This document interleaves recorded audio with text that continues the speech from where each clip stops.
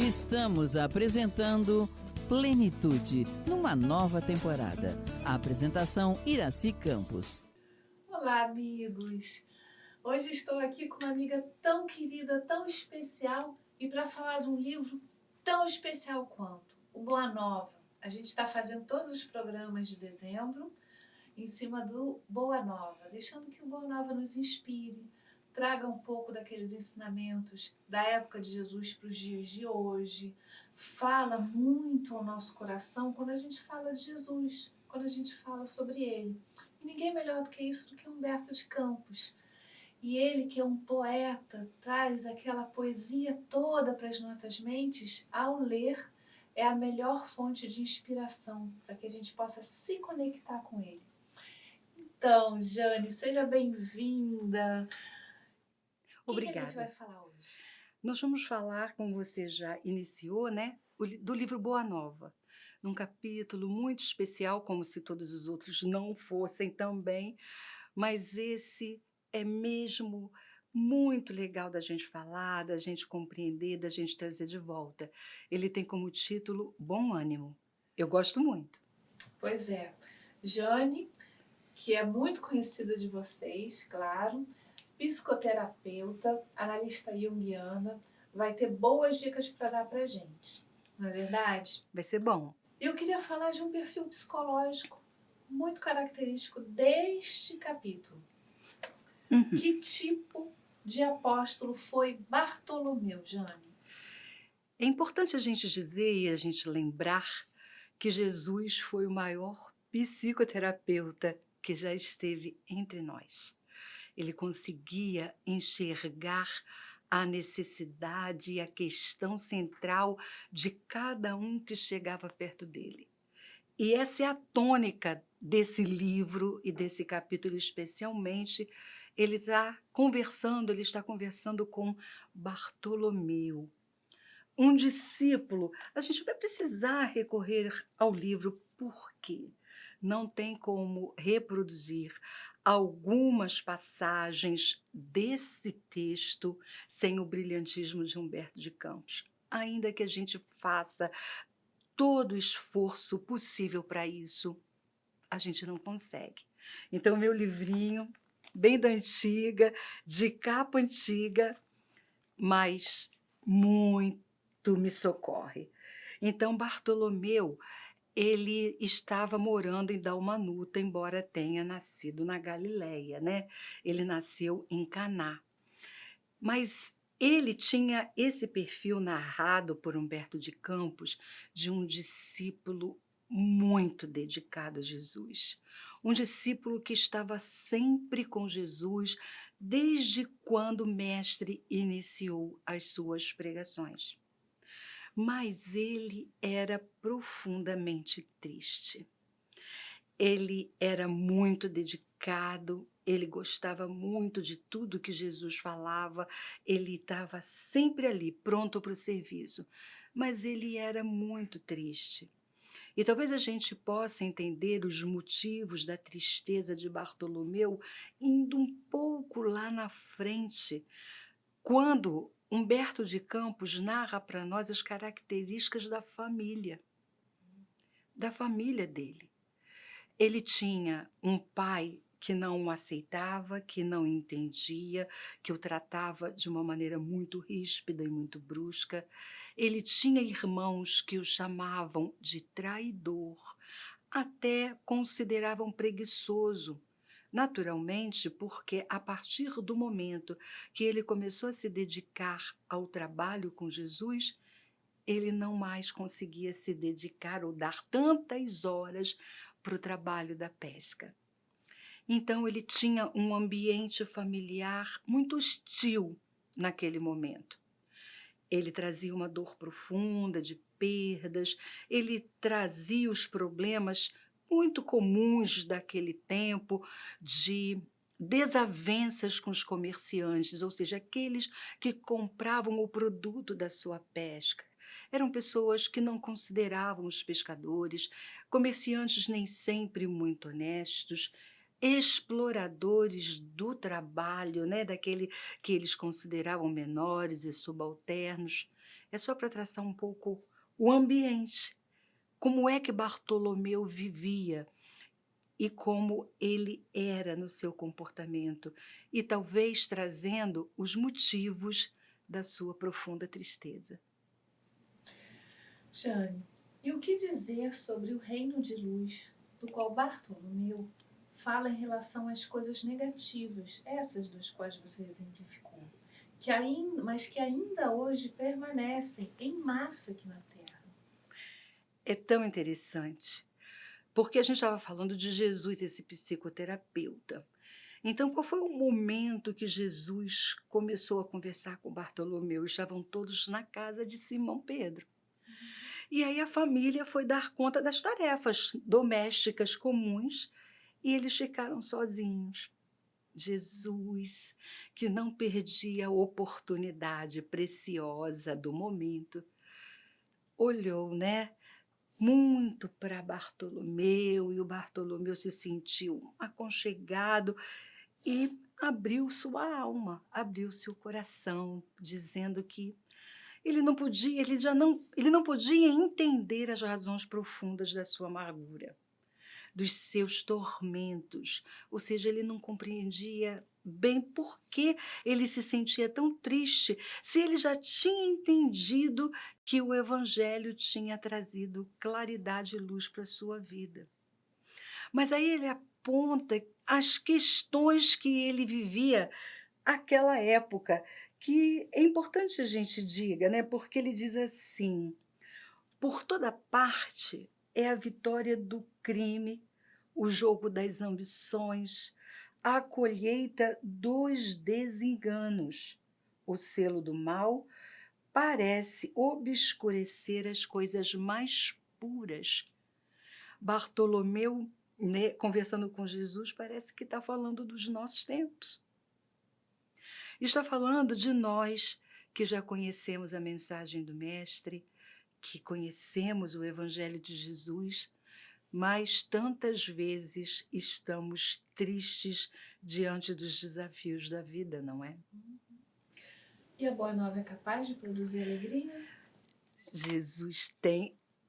Eu quero dizer para vocês que nada do que nós conversemos aqui nesse encontro de hoje vai reproduzir a beleza desse texto. Não é, Denise? É verdade. Esse texto é fantástico, um dos livros mais encantadores e que mais nos conectam àquele momento. Não é? É verdade. Ele vai. Algumas pessoas já perguntaram assim, mas como que Humberto de Campos acessou essas histórias e trouxe reminiscências tão significativas?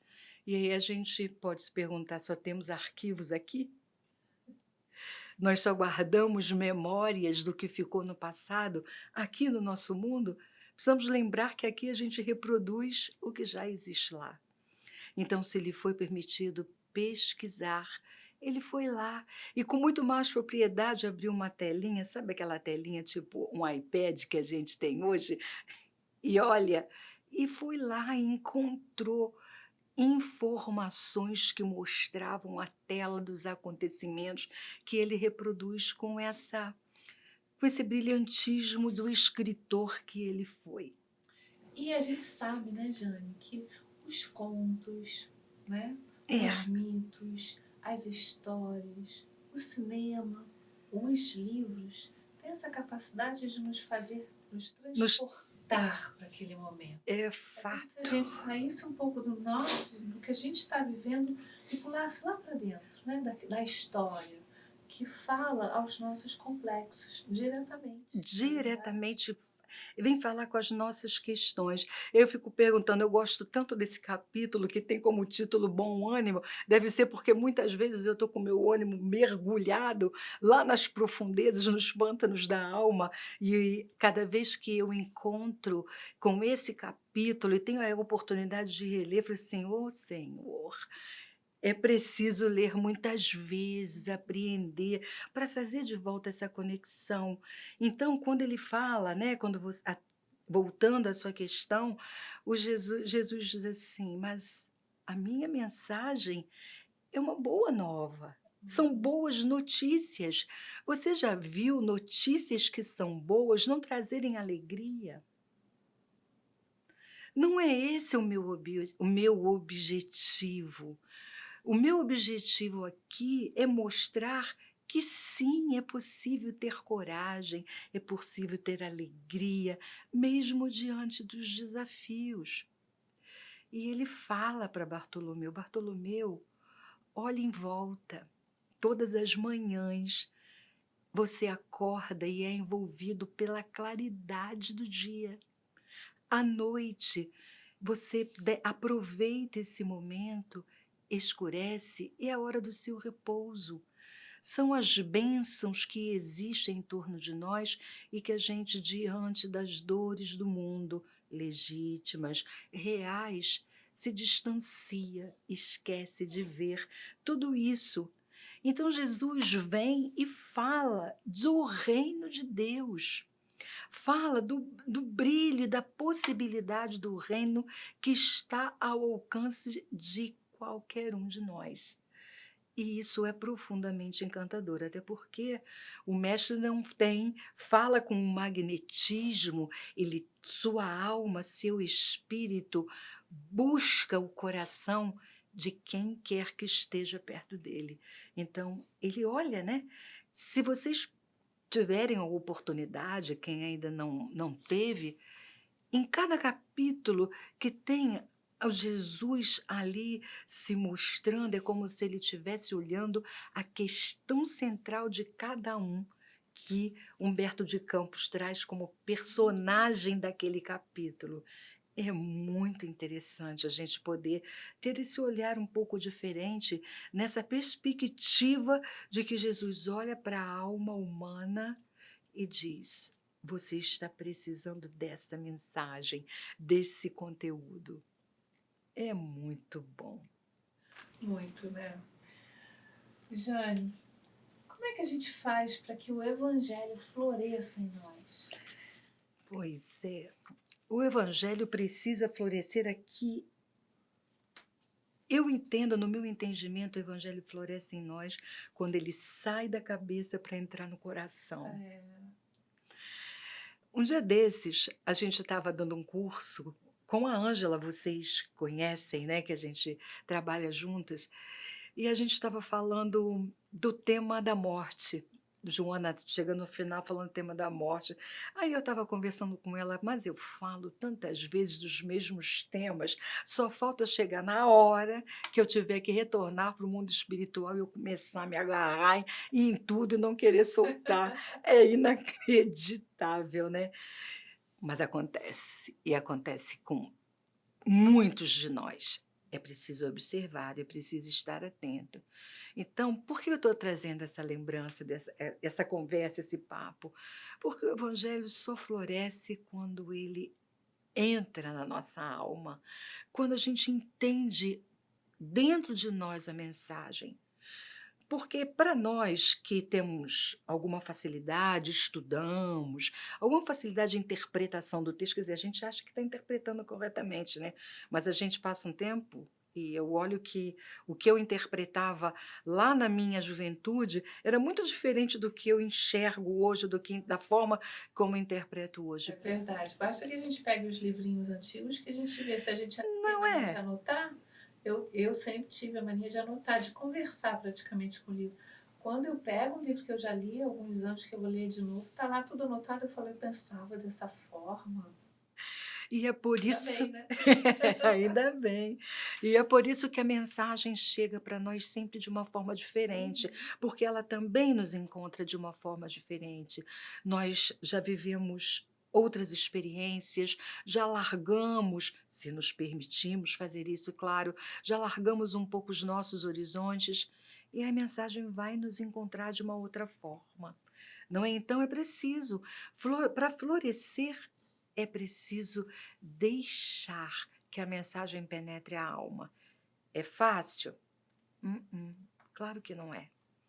Nós não queremos abrir mão daquilo que a gente julga que é o certo, ou não queremos abrir mão das nossas crenças, das nossas verdades.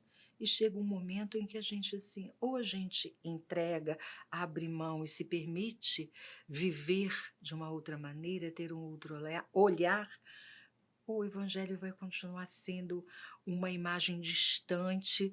Não é como às vezes a gente acha, mas isso não é para mim. Jesus veio e fez, e outros tantos, mas eu estou muito distante. É melhor eu não olhar para isso, porque é impossível, é inalcançável. Não é inalcançável. É possível. E esses espíritos, não só Jesus ou outros tantos, chegam à Terra justamente para mostrar para nós: é possível. A gente também pode. É possível despertar. Mas é preciso sair um pouco, não que as questões do intelecto não sejam importantes, mas é preciso ter olhos de ver e ouvidos de ouvir. Trabalho, né? Envolve trabalho. Trabalho constante. O que o trabalho pode nos ajudar nesse caminho? Quando eu penso em trabalho, eu penso em algumas formas de trabalho. Quando a gente fala em trabalho, a gente pode pensar nas leis morais que estão na terceira parte do Livro dos Espíritos, que diz que uma das leis é a lei de trabalho, porque sem o trabalho não haverá progresso, que também é uma lei. Mas o trabalho ele está tanto do lado de fora quanto do lado de dentro. Então a lei do trabalho ela é inevitável e autoiluminação e despertamento é trabalho contínuo, é trabalho de uma vida inteira.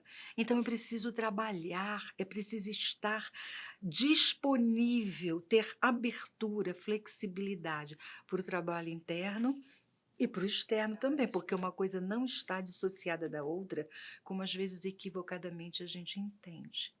É verdade, não estão. A gente é muito dual às vezes, né? Diria que quase sempre.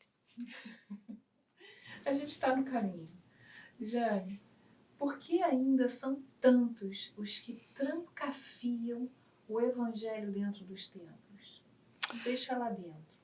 E qual a dificuldade de pôr isso em prática? O que o evangelho nos fala, nos aconselha. Por que a gente tem dificuldade disso? A gente tem dificuldade porque a gente ainda está voltado para o culto externo, ou seja, a religião ela pode ser uma grande ponte para encontrarmos a espiritualidade, a religiosidade. Enquanto a gente entende que tudo que existe em termos de espiritualidade ou de religiosidade ou dentro de evangelho está dentro das paredes ou está lá fechado nas paredes, a gente ainda não entendeu a mensagem. A religião, ela é muito necessária ainda para nós hoje, porque ela de alguma forma nos reconduz a um espaço que a gente muito facilmente deixa, escapa, seduzido pelas luzes, pelo brilho do mundo externo. O mundo hoje nos convida, ele tem apelos muito fortes, e se você não estiver atento, você vai ficar lá. O templo faz isso. Nos traz de volta para essa religiosidade que todos nós temos, essa espiritualidade que é inata. Mas quando nós, equivocadamente, entendemos que ela só é importante quando nós estamos lá e fora do templo, ela se perde, a gente não entendeu nada da mensagem, não floresceu o evangelho. Pois é. E como a gente vê isso acontecer, né? A gente virou a curva, entrou no carro, ligou a chave, primeira fechada, parece que tudo se esvai. Exatamente. É bom que a gente entenda isso. A religião é importante, o templo é importante. Imagina uma situação. Tem um templo que é uma garrafa, mas o que está dentro da garrafa é que tem valor. A garrafa existe? Tem, porque ela existe por quê? Porque se ela não contiver aquilo que é importante, se perde, se espalha. Só que a gente confunde a garrafa com o conteúdo da garrafa. Não é? Metáfora fantástica. E aí, o importante é o que está está dentro da E garrafa. você falou uma coisa muito importante, né? Que muitas vezes a gente deixa todos esses aprendizados ainda na mente, né? No intelectual. Não traz para o coração. Quando traz para o coração, ele vira ação, porque é a emoção que te impulsiona a fazer. Tá ali bombando, né? Aquilo que você está vivendo, você está realmente vivenciando. Você está trabalhando nesse campo, que é diferente de deixar só na intelectualidade. Então a gente vê várias pessoas lendo, fazendo curso, e parece que não digere, parece que não fixa, né? Parece que não consegue trazer isso para o campo do fazer acontecer. Muitas vezes a gente mesmo, ao estudar, quando a gente vai se deparar para falar na aula, a gente fala, nossa, como está faltando ainda ação nesse campo para mim? Né? A gente fala primeiro para a gente, né? E eu me pergunto mesmo, de vez em quando eu faço umas perguntas que dizem assim, que me atravessam. Todos os anos, a gente já estava falando que o ano está encerrando, a gente já está pensando na nova grade, no que nós vamos trabalhar no ano que vem. E são anos consecutivos, né, que a gente trabalha, um ano inteiro estudando, e eu fico pensando, por que será, não é? Por que será que alguns de nós têm esse tipo de compromisso? E o outro tem um compromisso, pelo menos ele entende, que é só o de participar como um aluno. Aluno todos nós somos, mas cada um precisa entender, e é para isso que a gente renasce, para saber qual é o dom que pode ser colocado no serviço à disposição. Nós estamos aqui, temos esse dom, de alguma forma, a gente consegue colocar na expressão, na voz, a gente consegue fazer. Mas existe um espectro, um leque tão grande de trabalho que pode ser feito, não é? Mas muitos de nós, às vezes, e isso nos inclui, porque isso, se a gente está aqui agora, nesse momento, outras coisas estamos deixando de fazer também. Nós não somos diferentes de ninguém. Mas isso, de alguma forma, faz com que a gente deixe de dar a nossa contribuição como co-criadores do Pai, né? Desse trabalho que a gente tem junto com o Pai. E esse é o nosso grande trabalho, né? Mas não se pode co-criar com aquilo que você não tem dentro de você, né? Todo aquele que cria traz de dentro de si para fora, para sua arte, para a materialização daquilo que tem dentro.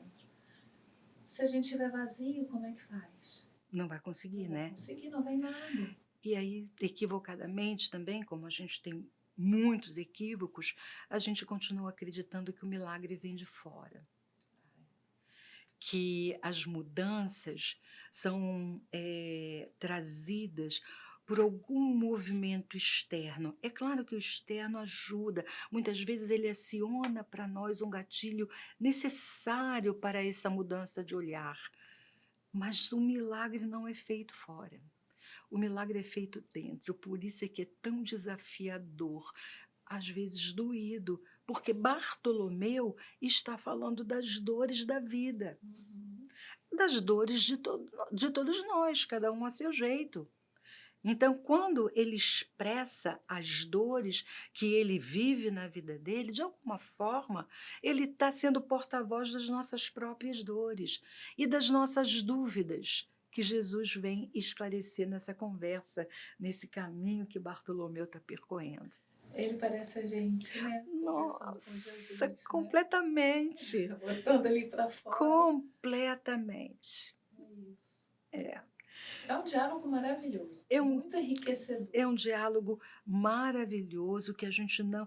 Estou sendo repetitiva, mas a gente não consegue trazer a palavra, porque aqui, por exemplo, tem no texto, o trabalho é a marcha.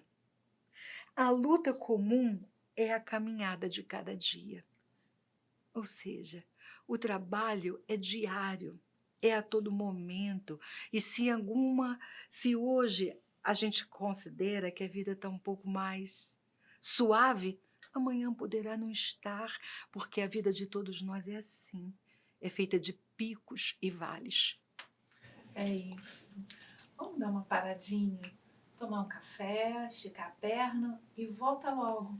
Não dá para perder isso, né? É Não uma dá. conversa diretamente com Jesus. Imperdível. Beijo, até daqui a pouco. Estamos apresentando Plenitude, numa nova temporada. A apresentação Iraci Campos. Já estamos de volta aqui com a Jane Angelice, com Jesus, com Joana de Ângeles, nesse capítulo que realmente traz um bom ânimo, né? Muito bom ânimo mesmo. Pois é. Jane, entrando agora para a gente se aprofundar nessa história que é linda. O Evangelho exige de nós uma fortaleza permanente? Jesus responde a essa questão, que é um pouco isso que Bartolomeu pergunta para Jesus, com uma das frases mais significativas desse capítulo, na minha opinião.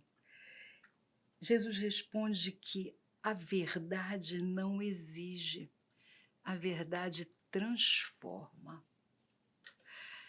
Olha que profundidade essa frase de Jesus. E Jesus continua: o Evangelho não poderia reclamar estados especiais de seus discípulos, ou seja, nós somos todos como nós somos e temos e vivemos as mesmas questões, as mesmas dúvidas, buscamos as mesmas respostas. Então, toda vez que a gente não está entendendo muito bem a mensagem do Mestre, como se a gente não pudesse ter ainda as nossas, diria, as nossas angústias, porque todas nós as temos. Nós não estamos negando os momentos de angústia, os momentos de tristeza. Todos nós sabemos como é a nossa vida, cada um sabe da sua própria vida, né? E a gente não esquece da letra da música, que diz, uma música muito conhecida, que cada um sabe a dor e a delícia de ser o que é.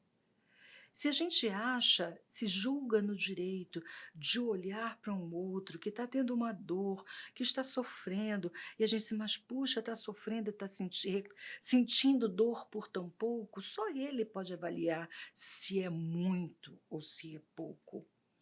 Mas o que Jesus está dizendo para nós é que quando a gente entende a sua verdade, porque ele disse, né? Eu sou o caminho e a verdade da vida. Se a gente entende a verdade trazida pelo Mestre, a gente é transformado.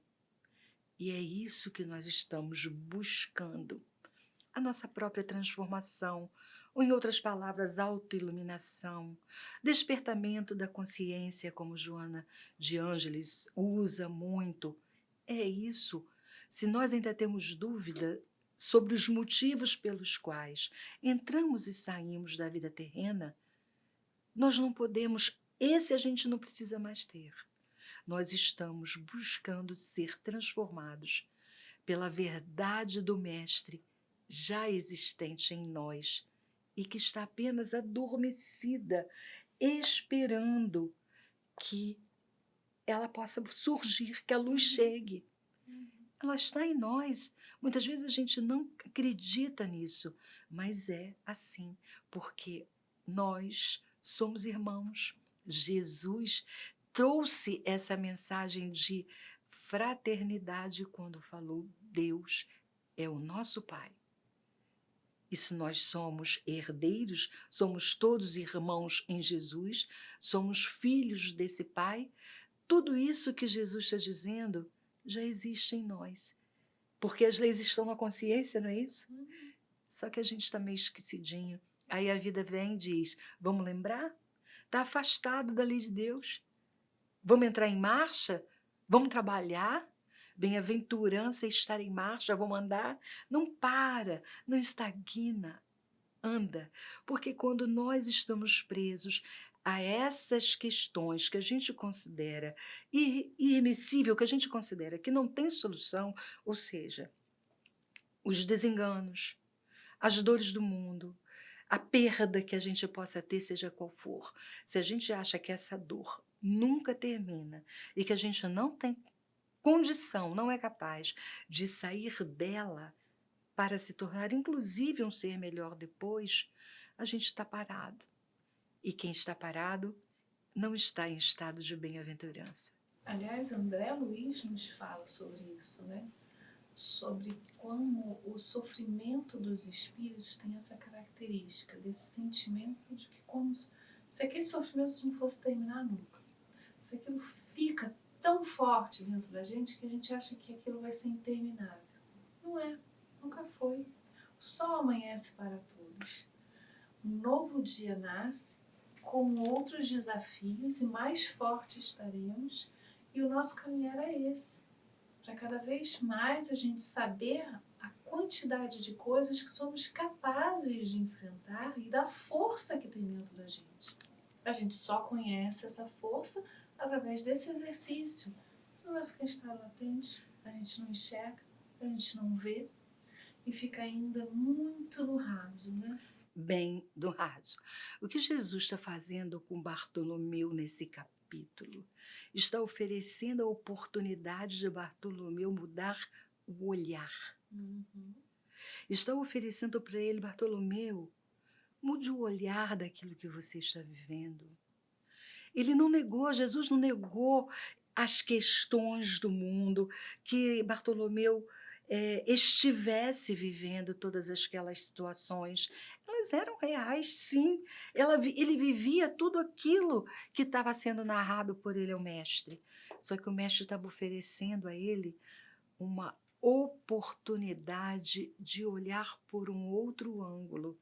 E olhar para um outro ângulo não é deixar de lado aquele existente, é abrir o horizonte, porque quando eu olho só para um lado, veja, quando eu estou olhando só para cá, eu só vejo aqui. Existe uma unilateralidade, não tem muito jeito, mas se de alguma forma eu consigo virar para cá, eu vou deixar de ver aqui, mas eu vou começar a saber que também existe esse lado, que não existe só um.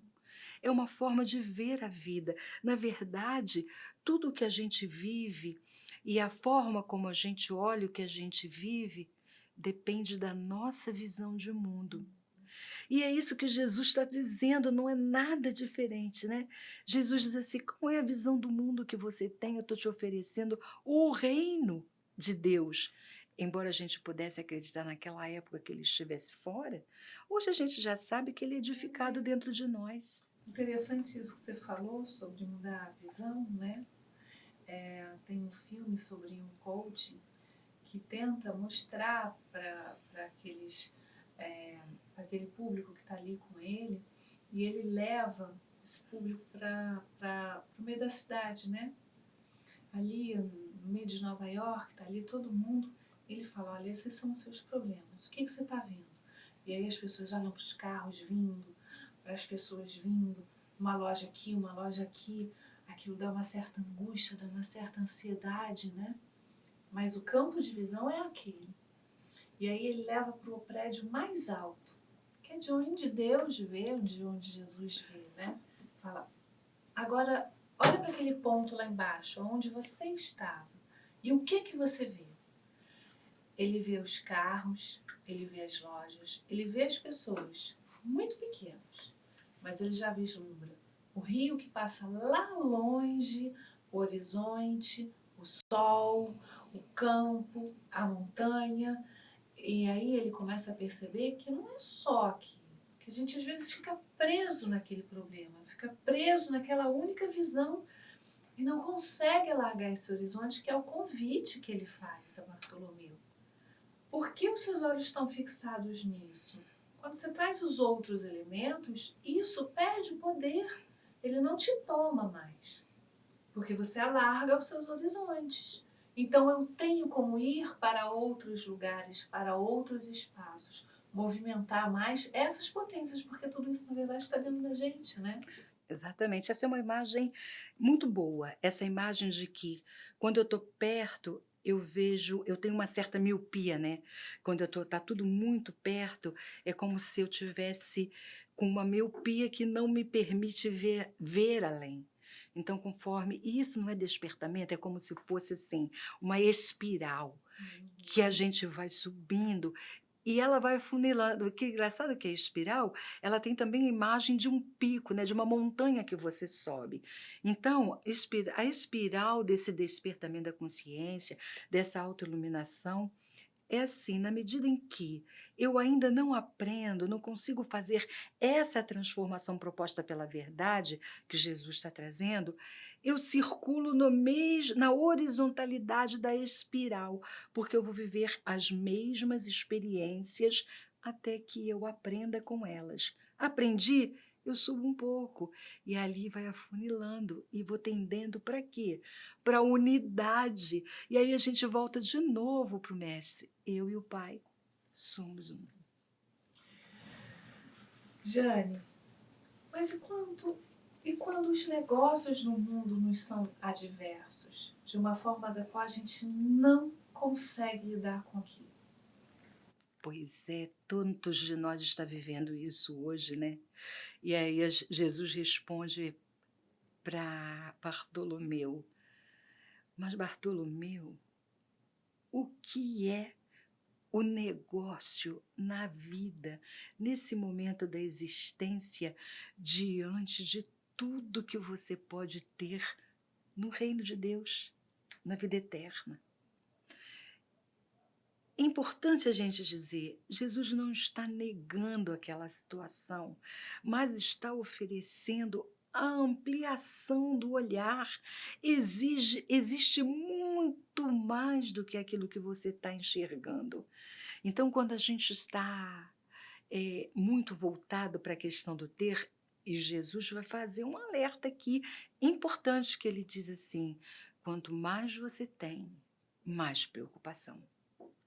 Quanto mais você tem, mais você vai ficar com medo de perder. Quanto mais você tem, mais você arranja coisas para cuidar. Solta. Libera. Isso não é absolutamente necessário. Pode acontecer ou não. Vai depender de como você vai lidar com isso, vai viver, se essa experiência é importante. Às vezes, a adversidade dos negócios é uma experiência para o nosso aprendizado, que a gente não está entendendo ali, né? Porque o que a gente considera um mal hoje, lá na frente a gente vai ver que foi um bem. E é disso que Jesus está falando. Ele fala, inclusive, dessas perdas.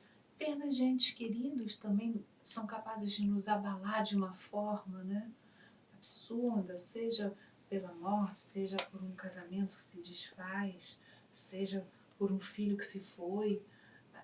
A gente tem uma dificuldade muito grande de lidar com isso, né? E aí eu estou me lembrando da dor de Bartolomeu. Quando você falou da perda, e a gente estava falando do ambiente e daquela amargura que ele estava sentindo, a mãe de Bartolomeu tinha retornado ao mundo espiritual há pouco tempo. Humberto de Campos não fala isso. Mas se ele tinha um pai que não compreendia, irmãos que sempre citavam impropérios, xingavam, era tratado com muita rispidez, possivelmente a mãe era esse espírito com quem ele podia contar. Era esse ser na terra que ele poderia, né, se apoiar, ele podia se apoiar. Toda a base afetiva dele estava concentrada. Ali, e a mãe dele tinha retornado. E ele fala com Jesus sobre isso, sobre a perda de um ente querido, nesse caso, para a morte física. E Jesus disse: quem está perdido para Deus? Para Deus, ninguém está perdido. Porque aqueles que estão unidos não se perdem jamais aqui ou no mundo espiritual. E ele continua dizendo: nem quem fica aqui, nem quem parte, está perdido para o Pai.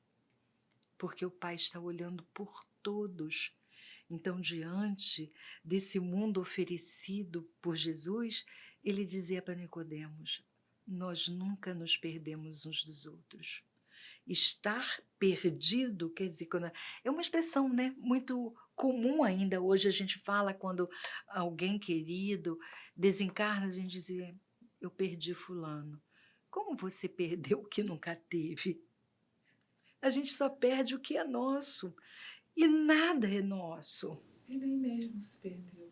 E assim, nada é nosso. E nesse caso, especificamente, não existe perda. Não existe. Porque nós estamos unidos sempre. Quem está unido pelos laços do amor estão sempre juntos, seja qual for a dimensão. E é isso que Jesus diz: ninguém está perdido, Bartolomeu. Olha, de outra forma. É sempre a proposta. Olha, observa, tem sempre uma oportunidade de você ver o que te acontece de uma outra maneira. Ele continua, né? É. E aí, Jane, racionalizar as razões dessas tristezas vai nos ajudar? Qual a melhor forma de fazer isso? Trazer para o racional. Isso, eu acho legal. Um pouco da emoção, do afeto, né? Acho legal quando essa racionalização, porque tem um parágrafo aqui que expressa bem essa possibilidade e o que é que Bartolomeu faz, né? Porque ele então acaba a conversa com o mestre, ele sai dali, claro, se sentindo pacificado, entendendo melhor.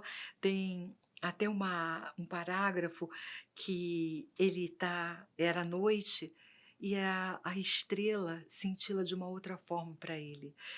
A estrela cintila do mesmo jeito, ele só está enxergando o brilho da noite de uma outra forma. Mas não é bem assim que acontece com a gente? A gente estava falando até dos livros, né? Não é? Como a gente, em um momento, lê de uma forma e do outro a gente vai ler de outra. O que mudou aqui dentro que eu já observo aquilo de forma diferente? E aí quantas vezes a gente está passando, está perdido, nem sabe que tem céu lá em cima, nem está olhando, ou então as estrelas estão brilhando, mas eu estou tão perdido nas nuvens, ou seja, na possibilidade de uma nuvem negra que pode ocorrer a qualquer momento, que eu deixo de ver que tem luz, que as estrelas brilham, que o dia amanhece, seja como for, o sol vai brilhar. E olha que tem chovido muito esses dias, mas o sol está ali e ele vai voltar. Mas é claro que o sol, estou lembrando também do Renato Russo, mas é claro que o sol vai voltar amanhã. E é isso que ele fala. Então, Bartolomeu então começa a recordar as razões de suas tristezas intraduzíveis. A gente estava falando da racionalização. Mas, com surpresa, não mais as encontrou no coração. Lembrava-se de haver perdido a afetuosa genitora. Refletiu, porém, com mais amplitude quanto aos desígnios da providência divina. Deus não lhe era pai e mãe nos céus? Olha como é a mudança do olhar. E olha as palavras de Humberto de Campos. Ampliou, não é isso que ele usou aqui? Ampliou a forma de ver. Recordou os contratempos da vida e ponderou. É brilhante isso aqui. Gente, é brilhante esse parágrafo. Recordou os contratempos da vida e ponderou que seus irmãos, pelo sangue, o aborreciam e o caluniavam. Entretanto, Jesus não lhe era um irmão generoso e sincero?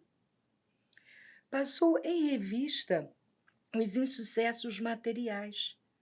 Contudo, que eram as suas pescarias ou a avareza dos negociantes de Betsaída e de Cafarnaum, comparados à luz do reino de Deus que ele trabalhava por edificar no coração?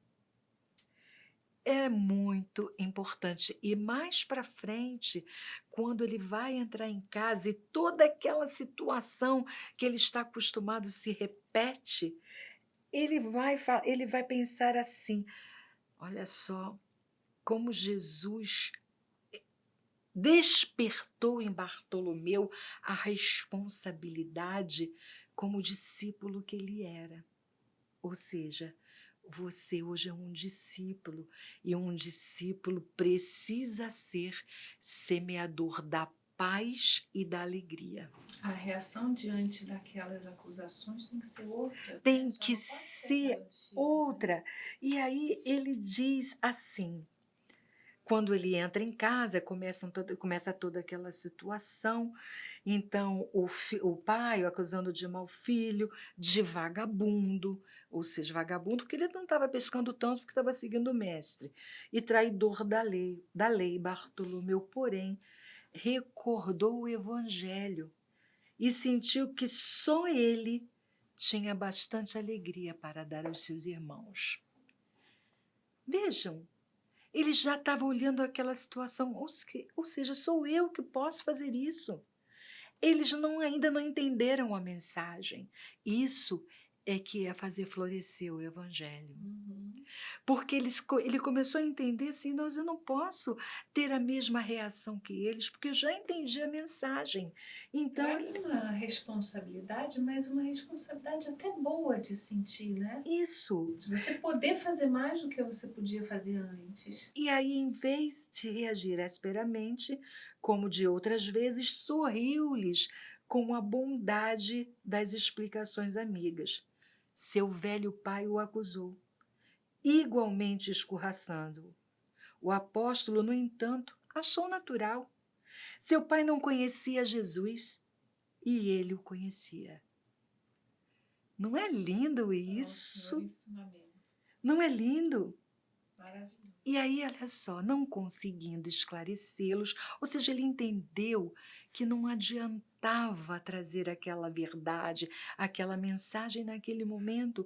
Eles não estavam prontos para apreender. E aí, não conseguindo esclarecê-los, guardou os bens do silêncio e achou-se na posse de uma alegria nova. É muito lindo, é muito bonito. Eu sou encantada, então eu sou suspeita mesmo para falar. Jane, então deixa eu te fazer mais uma perguntinha. Sim, Se o reino dos céus é semelhante a um tesouro oculto, quais são as melhores maneiras de trazê-lo para a luz? de alguma forma a gente já falou isso, mas eu queria trazer uma outra fala sobre esse tesouro. O tesouro, ele já está em nós, a gente já sabe, ele está oculto, mas ele existe, porque todos nós o temos. E eu me lembro de uma outra fala de Jesus, onde você coloca o seu coração, aí está o seu tesouro, né? É isso. Então, aqui ele termina falando do campo, né? Que é como se a gente tivesse um campo que pode ser semeado, que pode ser, que dependendo da sua semeadura você vai colher. E como é que a gente colhe? É porque na medida em que a gente se deixa transformar por essa verdade, quando a gente não está mais sendo exigido, ou seja, não é uma exigência, eu faço porque eu sou, não porque alguma coisa me diz que precisa ser. Eu deixo de ser bonzinho para ser bom, né? Eu sou, Jane é tão boazinha, ser boazinha é diferente de ser bom. Quem me conhece de perto vai ver como é que a banda toca. Mas eu passo a ser melhor porque eu me deixei transformar. E existe uma maneira preciosa de nós fazermos isso. É estarmos com o olhar voltados para nós, mas voltados também para o outro, para o próximo. A caridade é o amor em ação. Então, quando Jesus vem falar para nós, ele vem falar de amor, de uma verdade transformada pelo amor que brota em nós. Nós somos espíritos cansados do mal, que queremos o bem. Ainda não sabemos muitas vezes como, lembrando a palavra de Paulo, às vezes a gente quer fazer o bem, mas ainda faz mal.